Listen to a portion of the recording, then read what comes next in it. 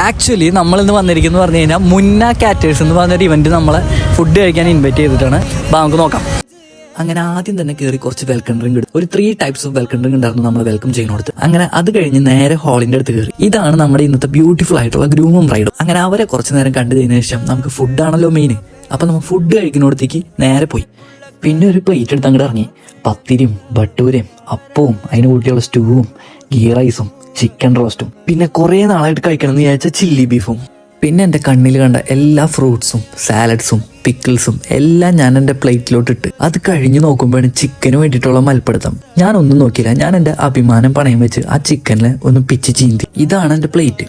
ആ ചിക്കൻ ആയാലും ആ ചില്ലി ബീഫ് ആയാലും നല്ല സോഫ്റ്റ് ആയിരുന്നു. അത് ആസ്വദിച്ച് കഴിക്കുമ്പോഴാണ് ആരോ അവിടെ ബിരിയാണി ചെമ്പ് പൊട്ടിച്ചത്. പിന്നെ നമുക്ക് ബിരിയാണി കഴിക്കാതിരിക്കാൻ പറ്റും. അതും ഒരു പ്ലേറ്റ് വാങ്ങി. സത്യം പറഞ്ഞാൽ ഈ ചില്ലി ബീഫും ഞാനും തമ്മിൽ എന്തോ ഒരു ആത്മബന്ധം പോലെ. ഇത്ര കഴിച്ചിട്ടും എനിക്ക് മതിയായില്ല. അത് കഴിഞ്ഞ് നേരെ പോയത് ഡെസേർട്ട് സെക്ഷനിലേക്കാണ്. ഐസ്ക്രീം എനിക്ക് ഇഷ്ടമല്ലാത്തതുകൊണ്ട് ഞാനൊരു കോഫി കുടിച്ച് അവസാനിപ്പിച്ചു. ബഡ്ജറ്റ് ഫ്രണ്ട്ലി ആയിട്ട് നിങ്ങൾക്ക് ഫുഡ് സെർവ് ചെയ്യണമെന്നുണ്ടെങ്കിൽ നിങ്ങൾ മുന്നാസ് കിച്ചനെ എന്തായാലും കോൺടാക്ട് ചെയ്തു. നമ്പർ ഞാൻ എന്തായാലും ഈ ക്യാപ്ഷനിൽ കൊടുക്കാം.